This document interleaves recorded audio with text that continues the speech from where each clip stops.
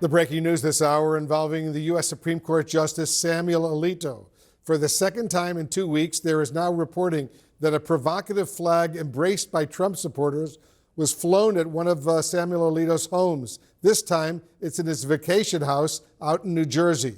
Our justice correspondent, Jessica Schneider, is joining us now. She's got the details. Tell us about this New York Times report, this latest one, Jessica. Yeah, Wolf, apparently numerous neighbors at that Long Beach Island home are talking to the New York Times, telling them about this most recent flag. Of course, it was just last week on Friday that there were those reports of the upside down or inverted American flag that was seen carried by supporters of the Stop the Steal movement around January 6th at Alito's Virginia home. This time, it's this so-called Appeal to Heaven flag. You're seeing it there, flown outside his home on Long Beach Island in New Jersey. Now, it has a history dating back to the Revolutionary War, but it has recently become a symbol for supporters of former President Donald Trump. Now, as for this most recent revelation, Justice Alito has not responded to these pictures published by the New York Times. We did hear from Justice Alito on Friday. He released a statement saying that the inverted flag outside his Virginia home that was placed there leading up to Joe Biden's inauguration in 2021, he said it was placed there by his wife in response to a spat with neighbors. As for this time, with the revelations of the flag outside his New Jersey beach home, our team has reached out to the court. We have not heard back.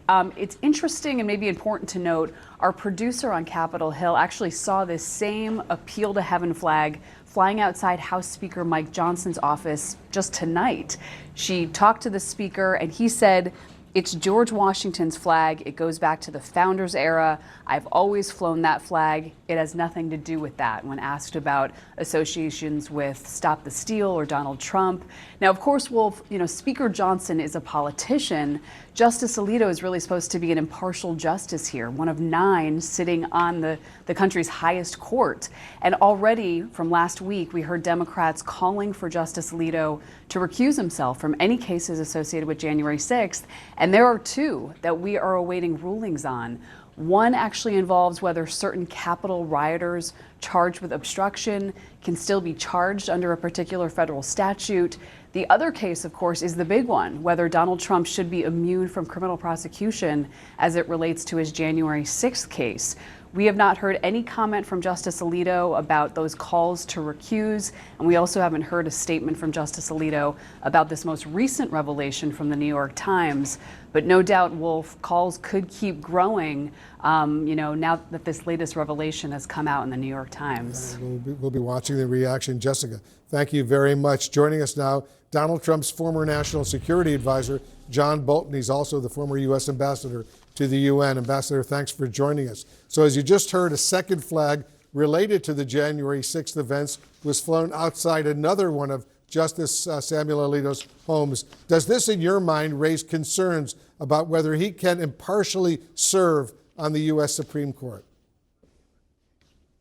Absolutely not. I think it is outrageous and unacceptable for people to take a flag from the American Revolution and say that because some January 6 protesters flew it, that it's now unacceptable to fly that flag. And I'd like to hear a Democratic Party politician say that expressly. The January 6 people flew a lot of flags. The Gadsden flag, "Don't tread on me."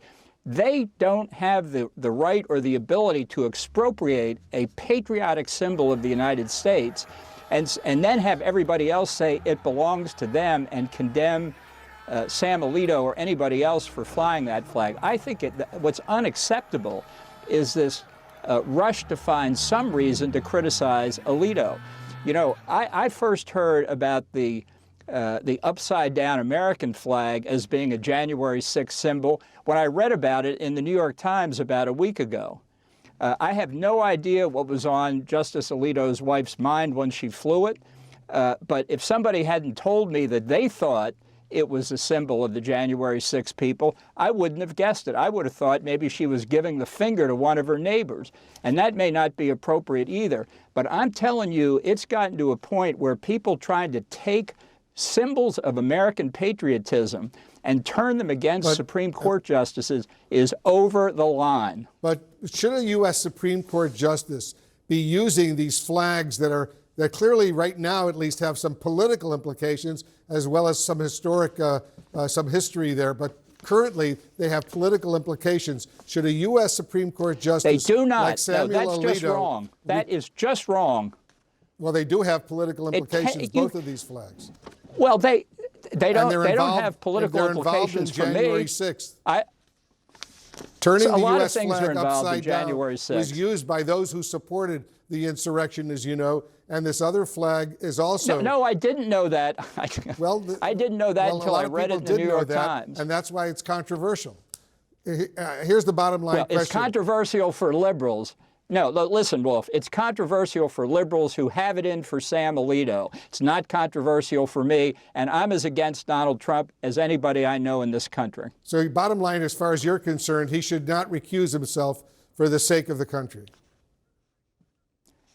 Wolf, that's an unfair question. He should certainly not recuse himself. There's no indication that it was intended to express any support for January the 6th. And I'll tell you, those who are using this tactic against Alito now, it will come back to haunt them. Well, I will tell you that those who supported the insurrection are using his flag displays as a basis of support for them.